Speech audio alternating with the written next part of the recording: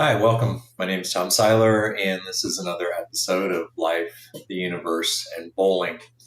This is a video log uh, rant, whatever you want to call it. I should probably rename it to Tom's Random Bowling Video Rants, but I want to talk today a little bit about the USBC and the potential ban of urethane and what's wrong with the sport of bowling.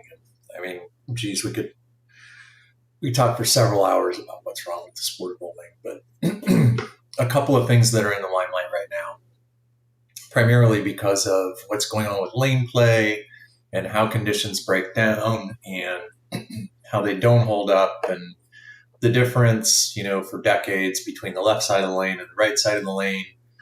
But one of the things that I think has a primary influence on this that we don't talk about a whole lot is the age of the synthetic panels that we bowl on. Back in the 80s, wood lanes were aged, right? Wood lanes were aged. They were being resurfaced and sanded, drum sanded, routinely over and over and over again to reinvigorate the surface finish to give us a new, clean, fresh, lower friction surface to bowl on. But wood has a finite lifespan. It just, it gets worn out over a period of time. It loses its elasticity. As you sand it, it gets thinner and thinner and thinner. You run into issues with level. So synthetic lanes, because, so many bowling centers were built post World War II. And those centers were just wearing out in the 70s and quite frankly, the 80s. So lots of Band-Aid fixes were created for that, some harder surfaces, because earlier lane finishes were water-based and they were soft and high friction. And then we went into more urethane-based surface preparations, and that made them last a little bit longer and, let the lane surface be a little bit lower friction for a period of time, which is really, ironically, what created the arms race for stronger and stickier bowling balls. But that's a topic for a whole different discussion. But in the 80s and 90s, synthetic lanes started popping up. And synthetic lanes essentially are it's a panel made typically of like a phenolic resin or some similar material that looks like a wood bowling lane, but it's more durable. And in the 80s and 90s, these were marketed to bowling centers as forever lanes, right?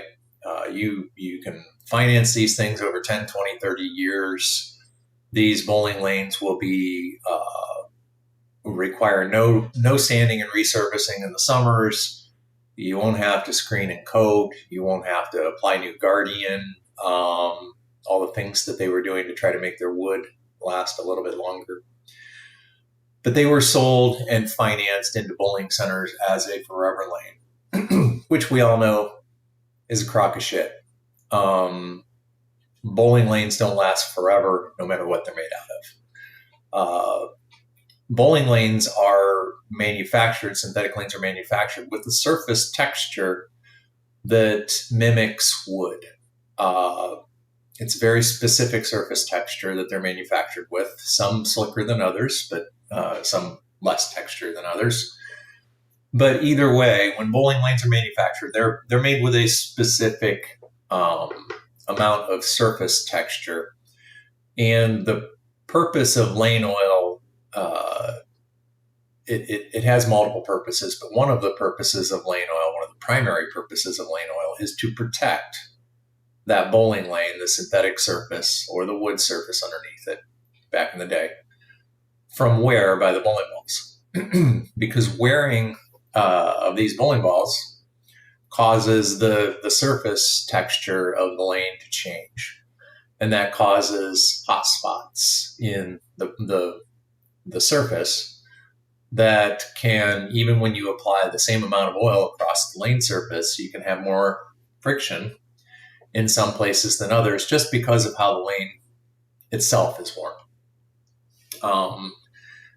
Obviously, since there are about 10 times as many right-handers as left-handers, you see this much more prevalently on the right side.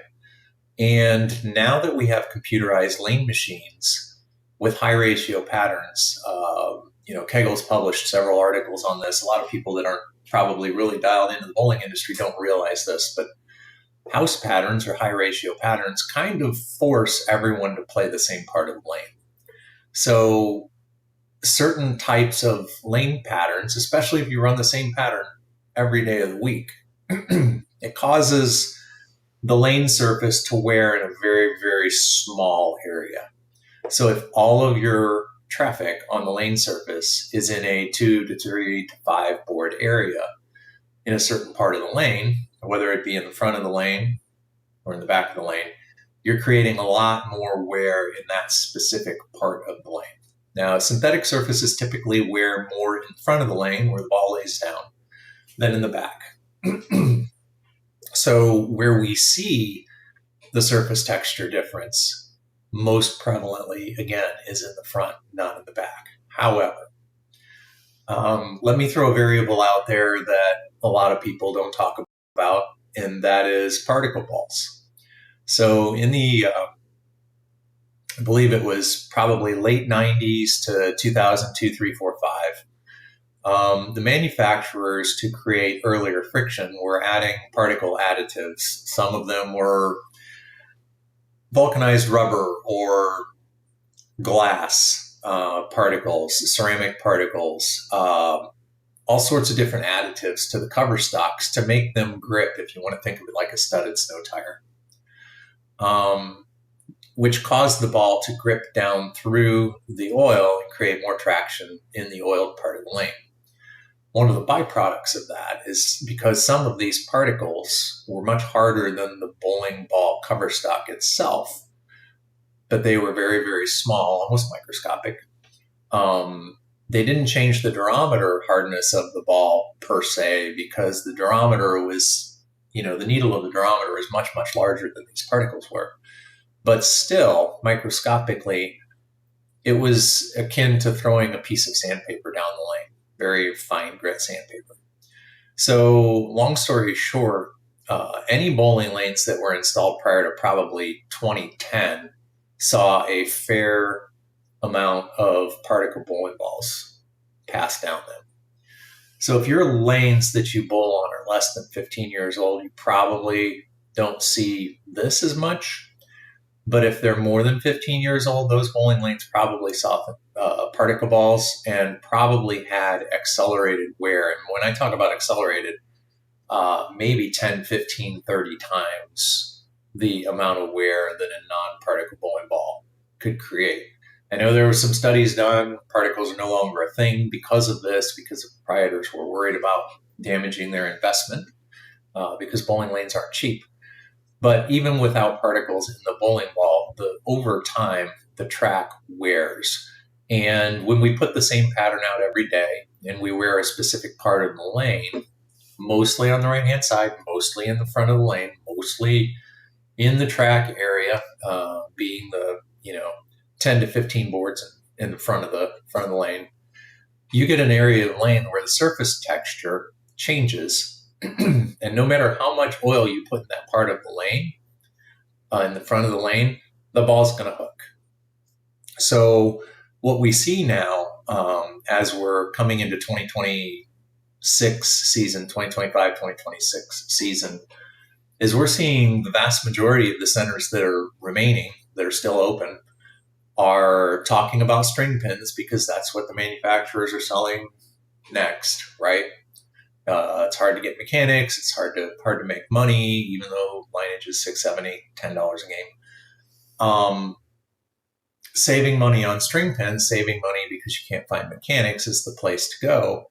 Meanwhile, those folks are selling lineage on 30-year-old synthetic lanes that were damaged by years and years and years and years of putting the exact same high ratio pattern out, making them easy for the league bowlers, and forcing everyone to play in about a 2 or 3 inch wide strip down the lane, which causes massively accelerated wear in that part of the lane. So where does this lead us? Everybody complains about urethane stretching the oil pattern. Well, the reason that we have so much oil on the lane is because the bowling balls are aggressive, and you have to put more oil on the lane when your synthetic caps are damaged by traffic, so that the ball doesn't noticeably hook as soon in the front of the lane. So this past weekend, I was in my local bowling center, and I went in for a practice session. And this center in particular, I think the synthetics there are probably pushing 20 years old, if I had to guess, 15 to 20 years old. But they use a pretty high ratio, I would say relatively high volume, maybe 26, 27 mil, longer house shot, 43, 44 feet, I would guess. At least that's what it feels like when you're bowling on it. It may not quite be that long because they use a lot of forward oil conditioner to try to keep the heads in play. They don't use a particularly slick stay-at-home kind of oil. I think they use Infinity. But anyhow, they hadn't run the lanes when I went into practice on Sunday afternoon. I was practicing with a left-handed partner of mine that I bowled doubles with for years and years. And he was using his most aggressive bowling ball, going what left-handers typically do, up around 7, 8, 10 board, bumping it a little bit right to left, and he was able to hit the pocket. I walked in with a couple of bowling balls and one short pin ball because I've been trying to get urethane out of my bag just in case. The short pin ball was pretty interesting because it would not hook at all down lane. I don't know what kind of traffic that they have in their open play, but the center of the lane was absolutely destroyed. Down lane, you couldn't hook anything past 30 feet. All the volume had moved to the back of the lane. I'm guessing a lot of plastic balls with no flare, pushed right up the center of the lane, kind of in the random fan pattern. But I can't help but think that their surface is already damaged and it's already track dominated on the right side. And they're opening for business. And this is a 32 lane center that had, at the time we walked in, probably 10 people bowling. By the time we left an hour and a half later, it was 80% full. I would imagine they probably had 20 plus lanes going, if not more. All on lanes that were not oiled, all on lanes that had very high friction in the front of the lane. Probably getting ready to have some ball calls because a lot of people were throwing plastic balls and all the volume was down lane. So I can't help but wonder how they're protecting their investment by opening their doors without oiling the lanes. Just something to think about when we worry about lane conditions and what's wrong with the sport. But the centers themselves are partially to blame because they open their doors in the morning. They don't necessarily oil them that morning because they don't have a mechanic that comes in early, or at least not one that's allowed to run the lane machine. And they certainly didn't strip and run them the night before. Not that that's the best practice in the world anyway, but at least it's better than not protecting your lane surface.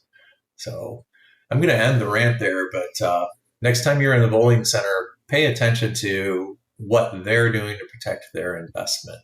Are they allowing people to bowl on lanes that have no protection, no oil in the front of the lane? It's not just an inconvenience and annoying to you if you're paying $6, $7, $8 a line to bowl and not really having a reasonable shot at practice, but what are they doing to the long-term viability of their center by allowing their lane surface to be further damaged by balls with no oil underneath them? Anyway, enjoy. We'll talk soon. Next time. Later.